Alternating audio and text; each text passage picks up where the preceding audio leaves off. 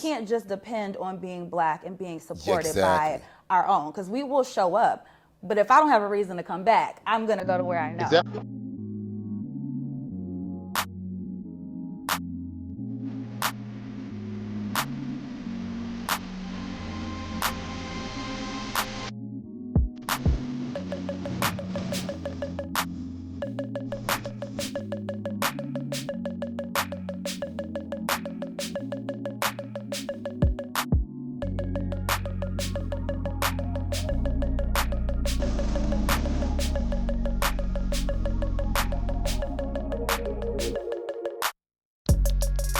Oh, family. You know, all right, yes. Y'all know I feel good when I'm surrounded by some Black folks and about to do some truthing. And you know what I say truthing is when we speak our truths. Because you know, I don't feel like we can necessarily do that every day in the lives we live. So it's cathartic, but it's also bonding. So in this space, it's safe.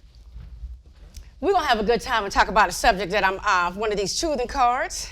Are we ready? All right. Okay, so let's talk a little bit about Black businesses today. All right. One, do you make efforts to support Black businesses? But do you think Black businesses are less professional or have more challenges? And why do you think, if you think Black businesses are less successful, which they are proven, why do you think they're not as successful as other businesses? So we're just gonna talk about Black businesses in general. So first I wanna say, do you all make an effort to support Black businesses? What's up, fam? It's Randi B. And if you know me, you know I'm an avid supporter of Black businesses, just as the sponsor of today's video, Bob Technologies. Bob Technologies is a Black-owned social impact technology company. They create measurable and sustainable solutions, pathways, I would say, to help marginalized communities safely invest in the stock market. We can make a real difference together. Join the movement by following Bob on TikTok, Facebook, and Instagram by clicking on the links below. Tell the truth, though. Tell the truth, because some people say, yeah, and all they did was like buy like one thing on Kwanzaa. I make a consistent effort of supporting Black businesses, but the reciprocal ecosystem that should be happening to keep the Black business open, but also the Black business investing in the talent pipeline that's necessary to keep the Black business accelerating, I don't think they do that. And I'm speaking of an incubator for HBCU honor students that are left out there not creating that talent pipeline. So you don't think they're investing back into Black businesses? Not Okay, at all. but okay, let's just start from the basics. So do you support Black businesses? 1000%. I'm Black first always. When people see me, they see Black, so I need to represent Black first. I think that Black businesses are held to a certain standard within our community, and anytime we fall short, it's super inflated.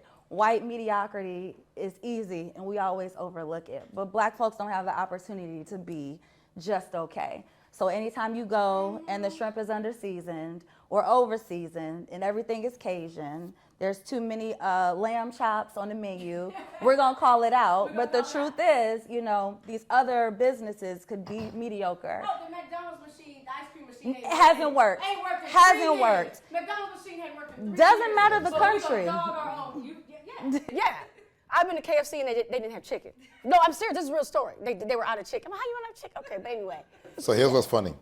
Yesterday I was having a conversation about this, and somebody was like, so there's a part to it that we don't really look at and we overlook, which is if you look at every Black business today, be it a barber shop, a restaurant, some Black realtor, in the very beginning of their business, where they got to a certain point where we call success, it was really the Blacks that were supporting that Black business. Yes. Like whenever any Black business opens, 99.9% of the time, they did not go through that initial phase to a point where they were full-time in it due to the white money or the non-Black money, right?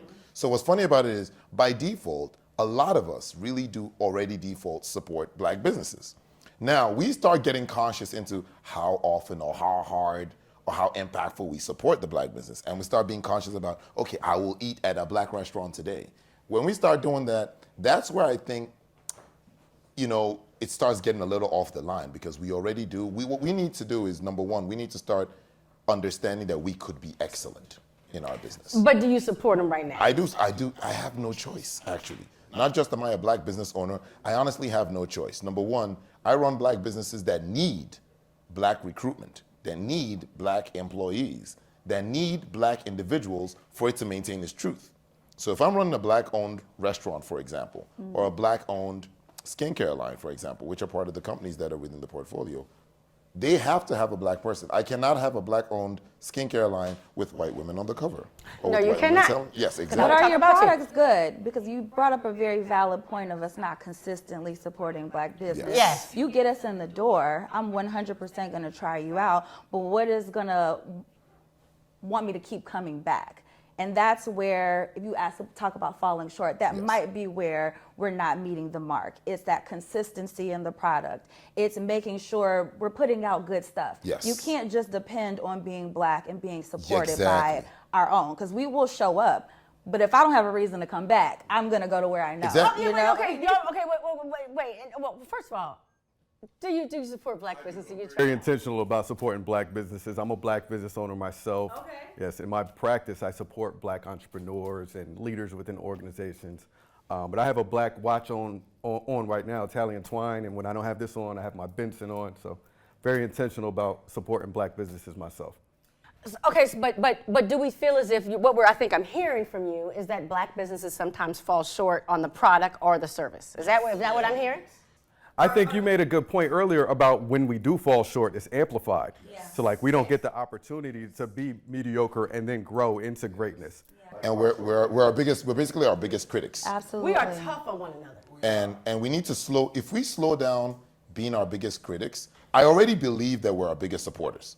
Let me put that out there. Okay. I believe if you put the stats out there, if you go to every black business and tally the percentage of people that open their doors and keep their lights on, I believe a bigger percentage will be black. But if we tone down a little bit on the criticism, and as black business owners, if we invest more in excellence. That part. You see, one thing is, excellence is not expensive all the time. Excellence could just be a little bit more research, a little bit more work.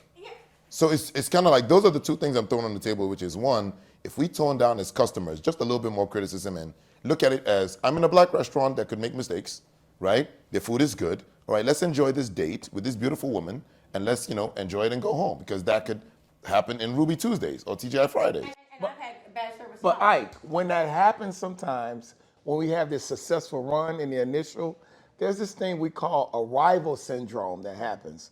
And so when we arrive, we don't put the same energy, effort, and enthusiasm to continue the excellence that we start. But I think a lot of businesses can fall prey to that. But this is one thing I want to ask you. Like, do you think that you judge black businesses more harshly, though? Like, you brought that up earlier. Like, can we agree to that? And, We do that at home. We do that with our siblings. but shouldn't there be like a level of protection? Because I know for me, I have been in some black businesses that have flat out failed, okay?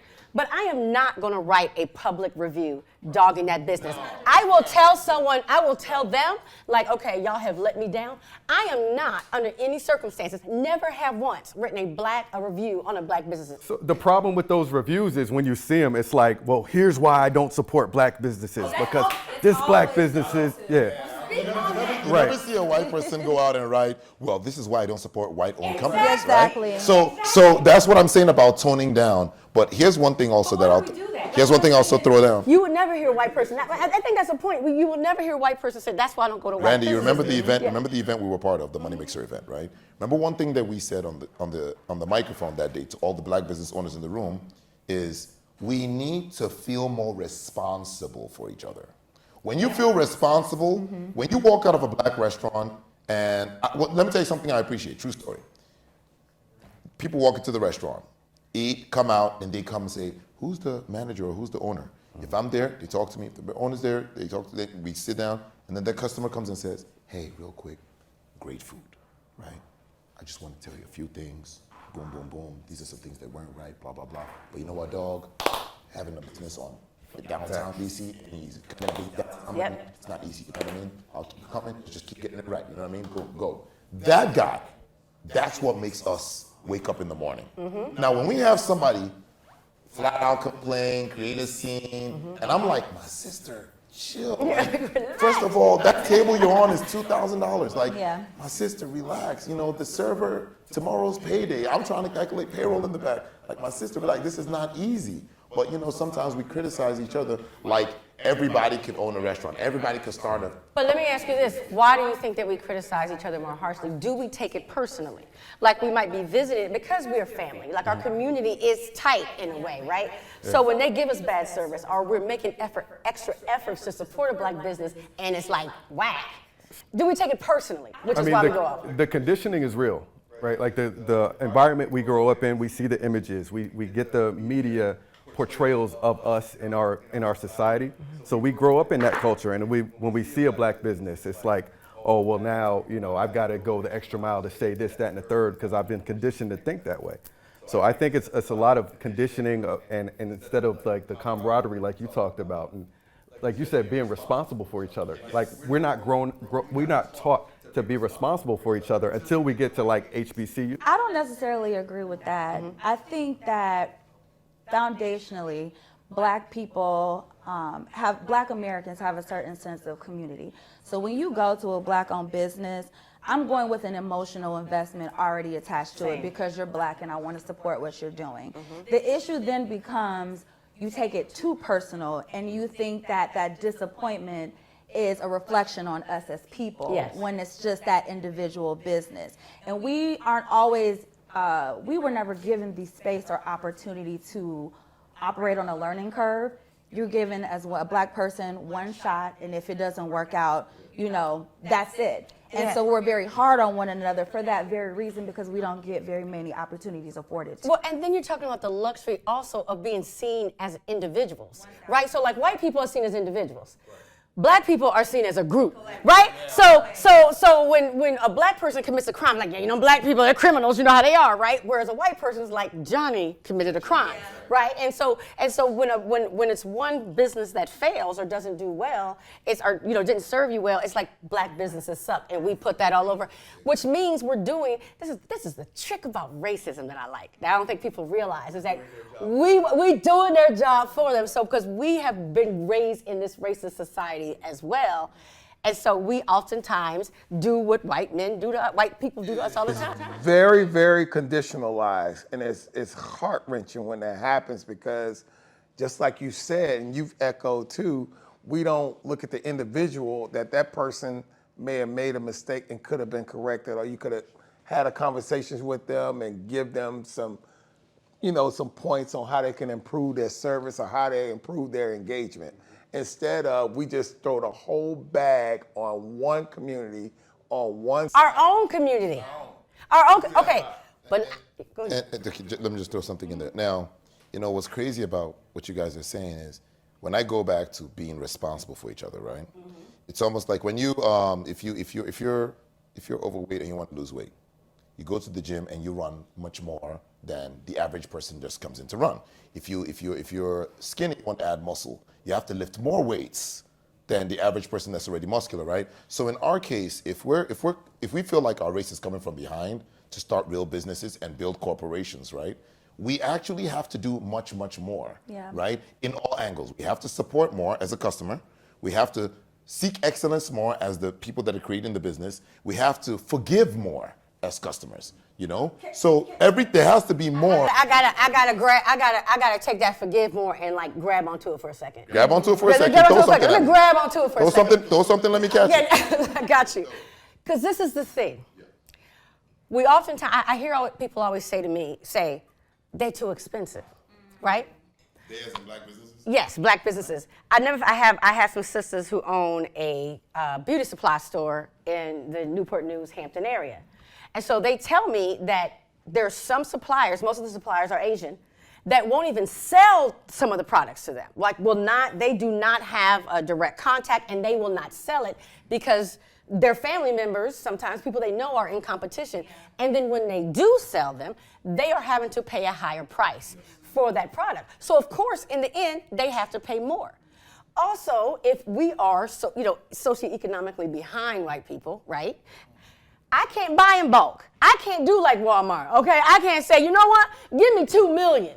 What's my price if I get 2 million of those, right? If I can only buy 200. 2 million hair pieces? Right, what I'm saying is, because it's Walmart, you know, they can price it down, but if you can only buy, 200, you sitting there borrowing money from your aunts, and your uncle's talking about, I'm trying to buy. You gotta wait for family I'm trying to reunion get it to raise money. And I'm passing that cost on to you. And you have no choice. And you have to pass that cost I on. don't have a problem with spending more if I know that there's quality, there's There we integrity, go. there's a system that is in Value. place behind There we it go. that I'm supporting. Yes. I'm not about you driving up the price just so you can get to a bag quicker. And I think, we see that with, the Instagram hairdressers and the TikTok hairdressers.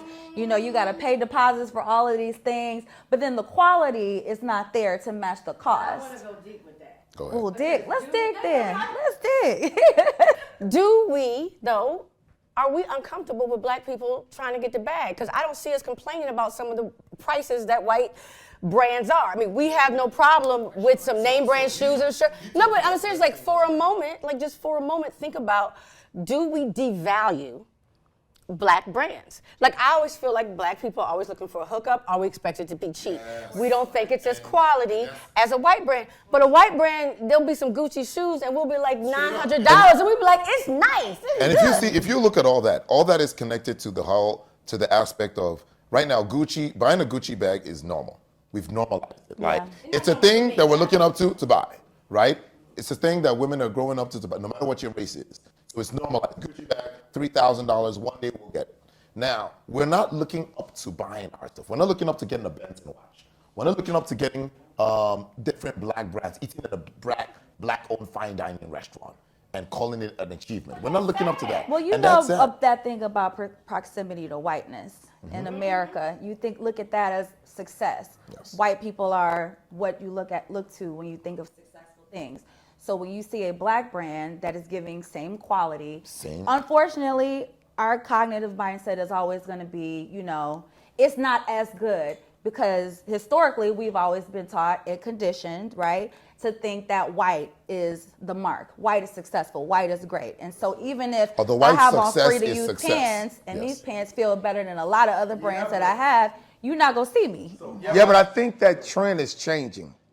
I think that trend is changing right now. Slowly, with different events that have happened recently within the last 3 years, that trend of blackness, that trend of culture, that trend of newness is changing. Even though, I can speak for myself and maybe Randy or maybe even Ike, we saw when we thought that the, Americanized thoughts was the best, but now that whole trend is changing. For sure. And being more For sure. colorized. The thing I want to add to that is, though, the tastemakers don't talk about the black brands like we talk about. Now preach on that. Let's preach on it, because how many rap songs talk about? Don't get go. Jay-Z, go, right? Yeah, go, yeah. Jay-Z got the Tom Ford song. Jay-Z wears Davidson Friere. Why didn't he make a Davidson Friere song? Because don't rhyme with that. That's why. No rhymes with Davidson Friere. No, you Friere, mon père. I don't care. You can go through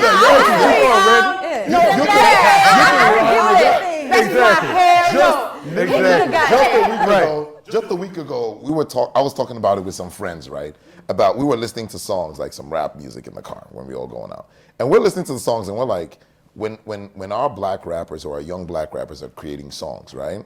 And the sense of achievement is connected to, I'm now driving a Lambo, Ferraris parked in my house, European cars, right? These are the things that we're looking at as I'm there, right? But then again, it's like black women are spending $600-700 on hair. That's an achievement. If we're gonna just talk about being expensive, Yeah. like I put on my wife's wig one day to just dance in front of my daughter, right? Please send a picture. Thank Yes. you. Go ahead. I put on my wife's wig. You know what? I got you. You got to remind me, though. I put on my wife's wig one day to dance in front of my daughter and kind of just make funny faces. And it's hot. Like, it's uncomfortable. I don't know how they do this. This is power. You don't feel our struggle. First of all, where's the camera? Which camera is it? This one? I will, first of all, congratulate every black woman out there that during the months of April to July, My God. when it is hot as hell outside, it don't matter whether you're in Phoenix or DC, You wake up, you look at your temperature, and you see it's 102, and you throw on that long wig that's like a freaking sweater, and you are not even able to sweat. And I put on that wig for 2 minutes in front of my daughter in the air-conditioned room, and I'm sweating like a motherfucker. And knowing that my wife has like 10, 20, or 30 of them, the average woman has like 50 of them in her closet, and I saw the price of one. And I said, this thing is like buying gold and investing in your closet. Like a woman's closet right now is like a large investment. But that also. So you guys already spend that kind of money, right?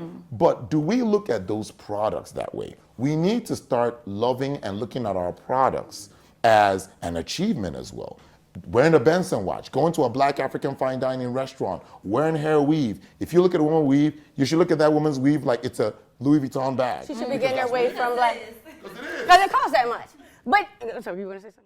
I was just going to say, and you know, I've been listening to this collective for so long, and you know, my thoughts before entering this collective conversation is we need to, black businesses, black cultural, black activists, black creators, we need to reinvent the Green Book and use it as a guide to create the black business ecosystem and see. Well, there actually are a couple apps that do that. But let me ask you this question.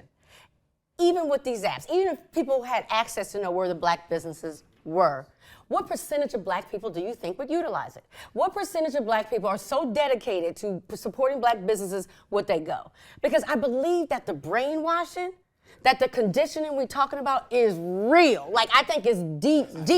And I think it's I do believe a shift is happening, but I believe that I think there has to be some conversation. That's why I'm loving like the. It has to be some intentionality behind there it has to be some intentionality. We have to have the broader market, the general market. You look, everyone has social media. You're looking for influencer input or influence, right? That's what they're here for. Until we get influencers who look like us and who are strong continuous advocates and not just, you know, twice a year or when there's a rally or something important, until they continuously point to that, it will never be what it should be. But quite honestly, I don't know if that would even matter, because I feel like Solange has been telling us to go back to Black Planet for like 3 years now, and I still do not have. First of all, Black Planet, I heard that Black Planet was acquired by some white people. Or white company. Oh, So I never heard that. Because whenever something works, that's what happens. Like how BT was bought by Viacom and now it's back. But I digress. What I'm saying is, I'll just say this. We need to start answering the call. And I would put specific examples down. I call Randy for something, Randy's gonna be there. Randy calls me for something, I say, what time, what do you need? Fair. You know what I'm saying? But let me ask you this. Yeah. What about when money's involved? I want to use the example we just saw Pharrell for Louis Vuitton, right? And everybody was saying that, lauding him for he had this whole collection for Louis Vuitton, right? But let's think about this. I don't know how much he got paid, right? When he had his show, everybody came. Beyonce, Jay-Z, everybody, all the peoples were there, right? All the important people were there. And everybody thought this was a big deal. And I'm like, he was there. He's only there for a season. He doesn't have a permanent job. There is not one black executive that works for the Arnault family. Not one. There is not one black designer that works for the Arnault family. The Arnault family is the richest family, worth $250 billion.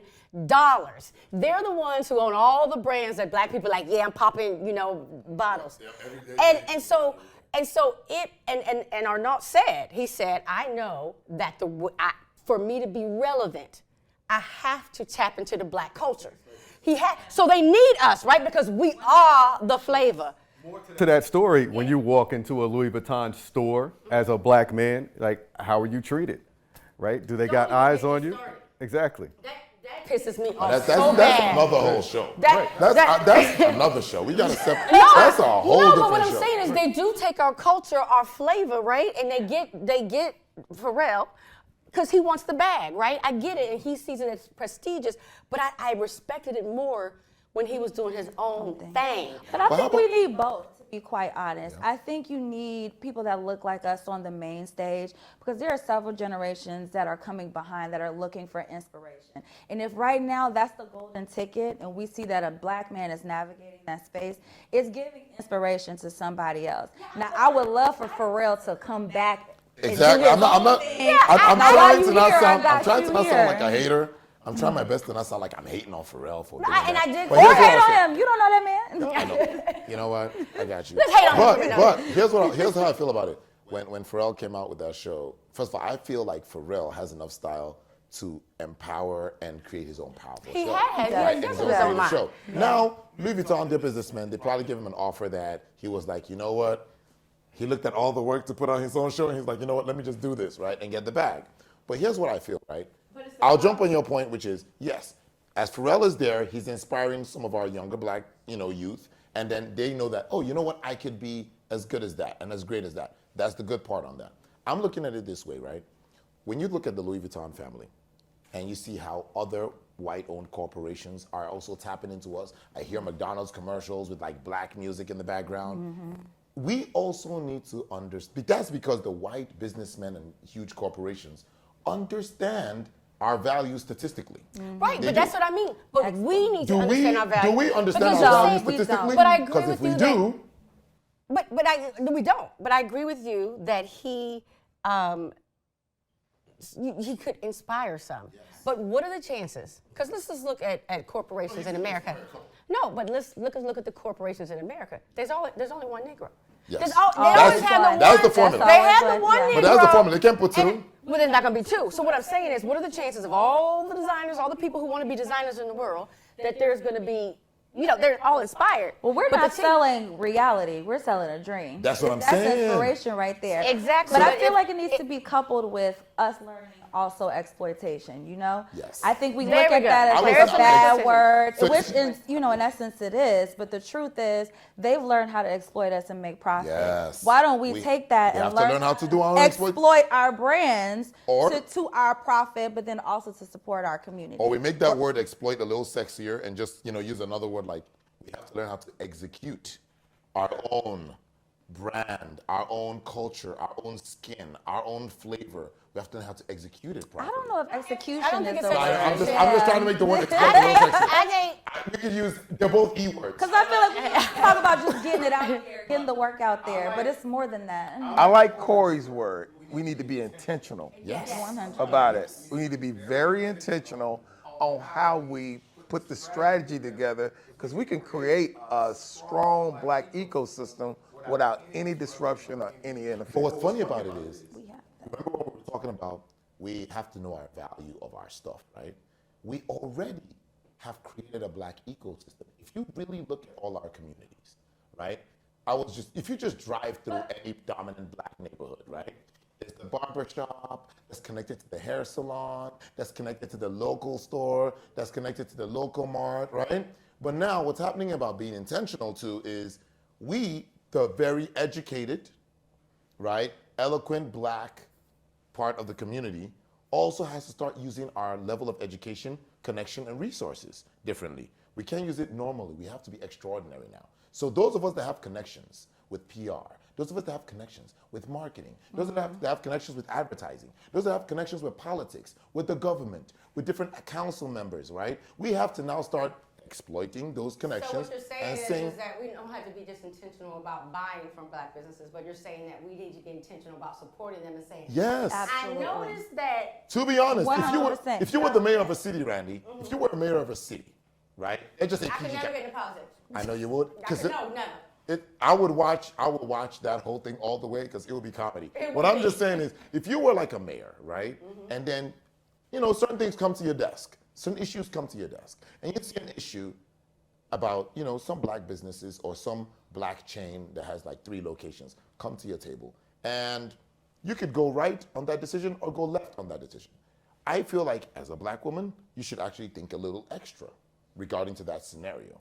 Because if you thought the normal way that any mayor, any voted mayor would think, we are not helping our community. If you were cool with Obama, for example. Hold on. Yeah, go ahead. I get that, but that puts things in one hand and one political person's hand. I think that what we're talking about is an overall mindset. Respect, like yes, an overall absolutely. mind shift within a community where we don't value just Gucci, but we're looking at Gotcha or whatever the comparable brand would be.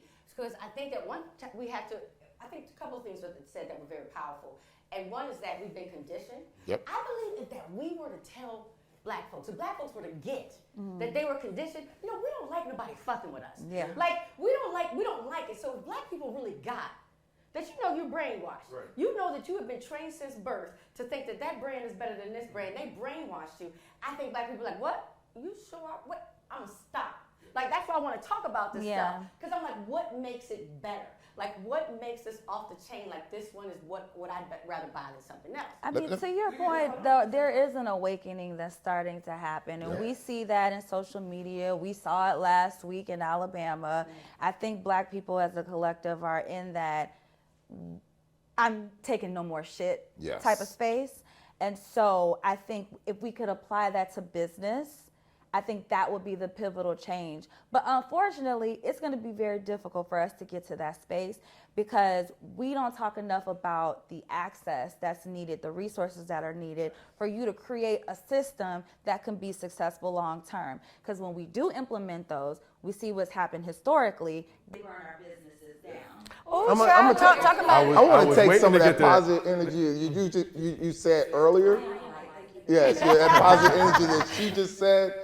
And I would like to see, since we got this awakening, and we're in a great space right now, with the awakening that she's describing, we're in a great space to unpack that conditionality that we've been seeing and put intentionality in there to create this strategy to help us grow and accelerate.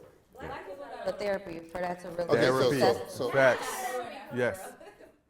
No, I was going to say therapy. Like I said, that's a big part of We unlearning it. need to decolonize our minds. Yes.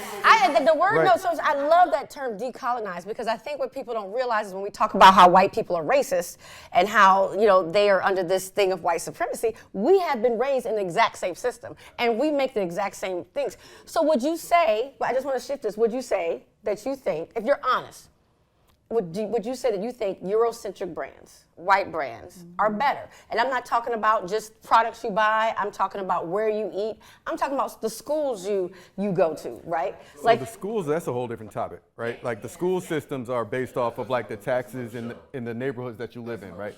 So they put us in the neighborhoods with the bad school systems intentionally. Right. Colleges, oh no, yeah, definitely college. Now we can talk about funding and endowment, but from a collective, like a community, I would say HBCUs are, of course, up there with the higher institutions. But I agree with the fact I think, let me say one more thing, like on the HBCU part of it, like there's certain things that we don't learn unless we go to an HBCU about ourselves and how to unlearn the decolonization. Exactly.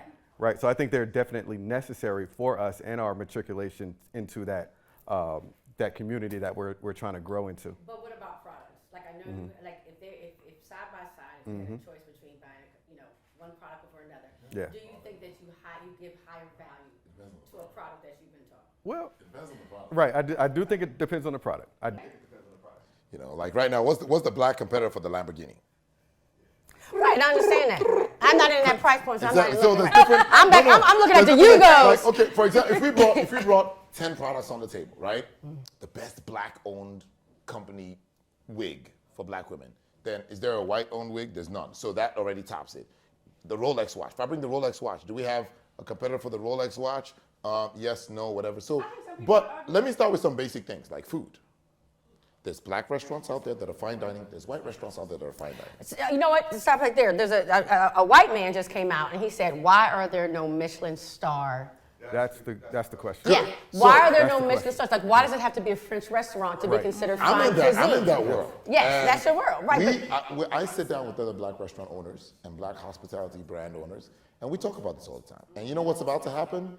We're about to come out with our own star. We're not looking for Michelin star. I know, that's right. You're about to hear a Wakanda That's what star I'm about. come out. Create your You're own about to hear a system. Wakanda- Because right now we've been trying to get the James Beard Award, the Oscars. I'm like, okay, what is the Oscars? What is the James Beard Award? What's the Michelin star? So when Why you- can't there be a Ike Star. So yeah, so it's like you deciding It's that got a good ring to you're it. not Ike Star. you're not dependent on other people's rating systems. That's a part of it. It's like there's a quote, I'm going to butcher it, but it's like you can't win the master's game by using the master's tools. Like they're not going to let you win that game. Like they're not going to give you the mission. I'm gonna still register the Ike Star. But do we also set our own foundation or our own system so that way when you do create the Ike Star, There we go. it's looked at got a good ring and to it, held too. in the same regard as the James Beard So that's Award? gonna be my job. What would you use to constitute this being a star of excellence? Very good question. And it be just as valid. think 'Cause back if you in the think day- about Very good award question. shows, Back in the day, that's what I was gonna say. I was Back in about the to day, say, the yeah. award shows within the black community, that was the award. That was our time, I was yeah. not looking at the Academy Awards and stuff like that. The That's- BET that's what Award I'm when saying. Motown 25 Yeah. came on. But Listen, what? and that back in the day, it was appreciated just a little bit. It was appreciated just a little bit more. You see, if you want to compete, because in the end, it's competition. If I bring out the Ike Star, it's got a good ring to it. If I bring out the Ike Star to compete with the James Beard Award or the Michelin Star, right? For example, right? I have to research, do both of them, see what kind of quality of service that they're rating and ranking on. If they're rating customer service, they're rating food flavor, they're rating plating of the food, they're rating wine cellar, they're rating the look and ambiance of the restaurant, and I want the Ike Star, I have to come out and rate the customer service too. I have to rate the food. Why do you service. though? See, Because it in the didn't- restaurant business, I mean, if no, it's because your, if it's your I can't just standard, rate. I can't just rate. In the restaurant business, no matter what, put the name out, forget the brand, forget who owns it, right? There's certain things that matter. The way your food is on the plate. right? matters. But there's certain things that matter to us that don't matter to white people. I'm So not for saying. instance, I'm not saying that we should I- plate it the way Noble plates it. If our own I'm not just blackness- saying that, but what I'm trying to say is like I rate, for instance, I do DEI awards, diversity, equity, inclusion awards for restaurants and things, and I rate on vibes. Yeah, if that- I that's walk what- into and I walk Randy- into your restaurant and Randy, it's that's what only I'm- white people there, And no, I don't Randy, like the vibe. Randy, what I'm I trying to don't say, like it. Randy, what I'm Hey, trying to don't say say is I'm that Shakespeare. when I say plating, I'm not saying we should plate like the James Beard Awards plate. We have to create our own black way of plating our food. I'll give you an example. I'm Nigerian. We do not eat when there's a lot of space on the plate. The plate has to look full. I should not see the white bottom of the plate. It's got to be stuffed. That's Otherwise, correct. this Yeah, because restaurant's not for us. I don't like my That's how food we eat. touching. I don't like my food touching So that Thanksgiving. I'm like, listen, I'm like, it can look sexy, but it should be full with big portions, right? So if in our black community, our plates should have big portions, the size of those portions should be part of our ranking system or our review system, right? If as a collective, we feel like our food should be more, then that's where we'll rate you on how much you can put on a plate and make it look good. Like That if I was go to part a of our soul rating. food restaurant, Vibes. I You don't brought want up to just vibes. see salt and pepper on the table. It should be some hot sauce. If you don't have some Yes. hot sauce on the table, Exactly. are you That's even what a soul I'm food? saying. But Can when you- put can the you hot really sauce, count? the hot sauce has to look nice. No, But it when no, we put the it hot- depends I about actually need mine a little crusty on the top. That's what I'm saying. Crusty in the bottom. Really?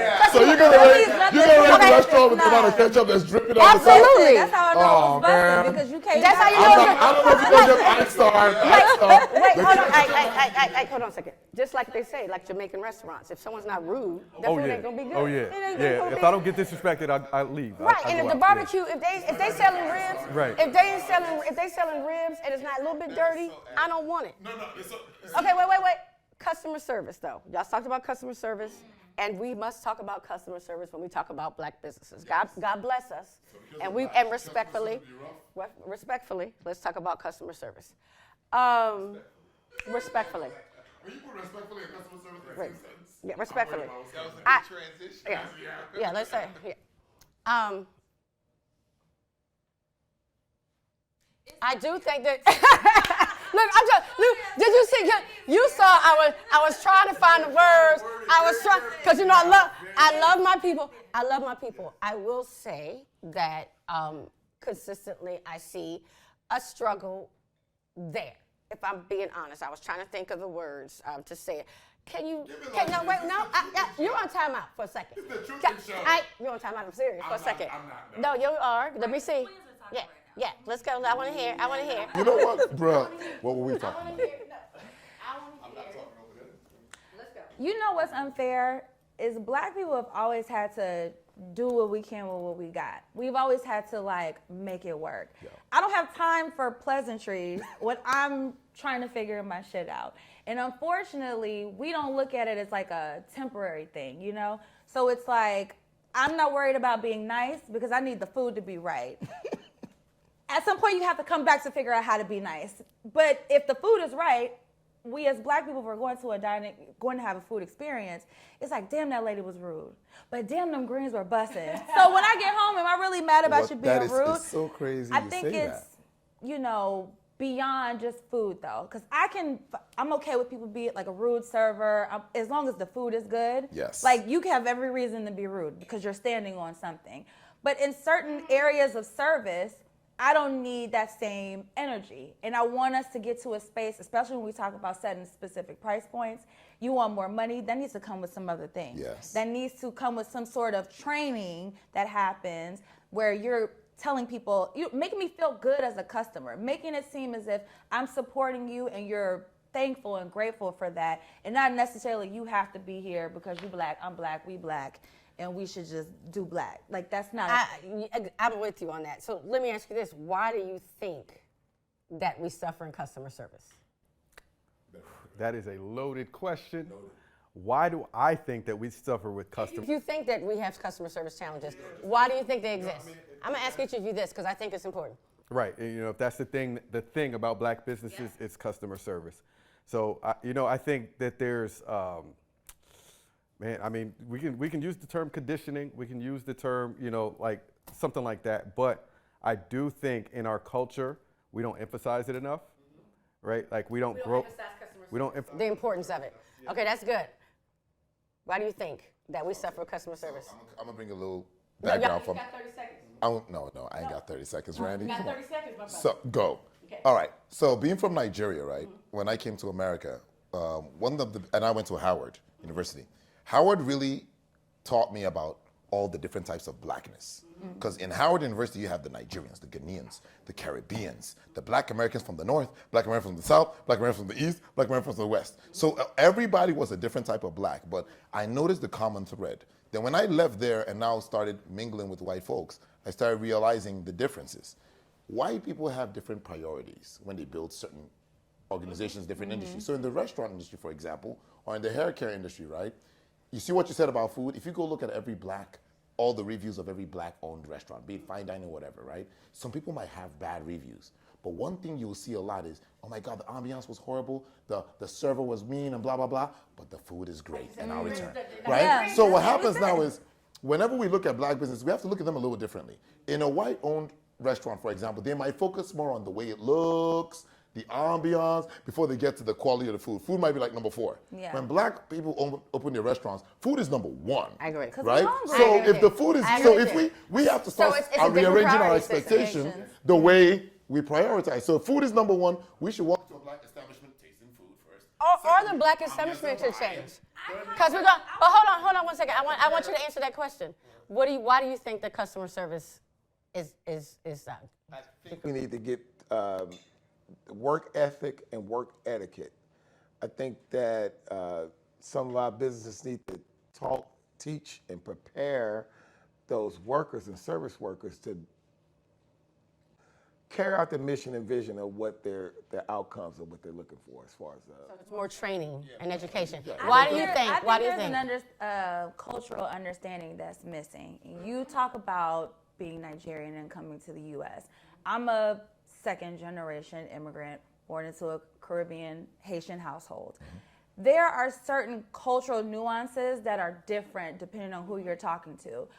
As a Nigerian, or you talk about going into a Jamaican restaurant, everything is very short, it's very curt. We're very direct people. Haitians tend to be very, Haitians in America tend to be very nice and amicable. And I think that also speaks to the docile nature that was forced upon Black Americans. You're used to being amenable historically in this country. So when we're amongst our own, or we have our own thing, I don't have to do the pleasantries that I need to do for the white man. Yeah, you understand the real. And even being a Caribbean person, being of African descent, I have the understanding of shortness is okay. It's not rude.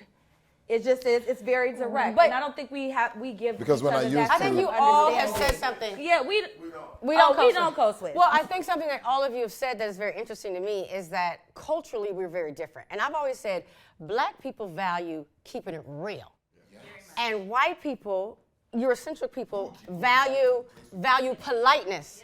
So they won't like you. Like you said, the food will be terrible. But now that we're not living in segregation and there's integration and we're going to restaurants where we're receiving good service, we go to a Jamaican restaurant or whatever, and we're like, okay, I'm used to something different now.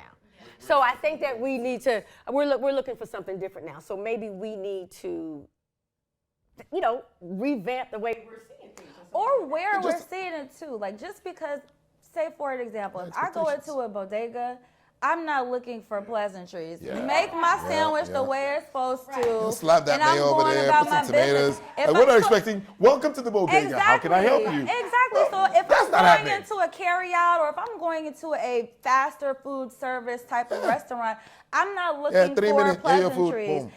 If I'm paying for it, I'm paying for pleasantries. If I'm going to a fine dining establishment, black, white, There we red, go. green, I have a level of expectation when it comes to my service.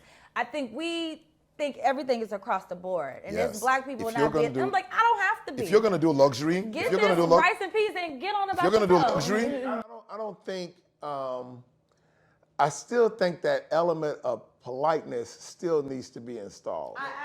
yes. Whether you have a fine dining business that's luxury, or whether you have a casual dining or casual business that's not luxury, right? There should be a niceness along the board, which goes back into training of some sort. As any owner out there, any business owner out there that's starting any business needs to understand one thing. No matter what type of company or business you're trying to run, your business should add some form of goodness to people's lives when they come into your establishment. So I think that what we're all saying though is that this whole relationship with black-owned restaurants, black-owned businesses and the customers requires us as a community to do some serious mind shifts, right? Because I think that we need to appreciate, the consumer needs to appreciate them more, and then maybe they need to appreciate us more. As owners, we have to appreciate excellence more. Right, because well, that's what I'm some saying. of us are not. So that's what we think we've concluded, right? There we go. I appreciate this, because I will tell you this, you're never really going to see me if I don't have something black-owned on. I definitely consciously try to support black businesses, because heck, I am one. So thank y'all very much for this time. Y'all have been awesome. Thank you for truthing with Randi B. See you next time. Ike, this conversation's over. I love that you love it, but the conversation, Ike is cut. Conversation's over, Ike. We're done. We're done. Which I love that y'all love truth and Ike. I love it, the thing, but the conversation's over. Please buy black. Thanks for tuning in to Randi B, and see y'all next time.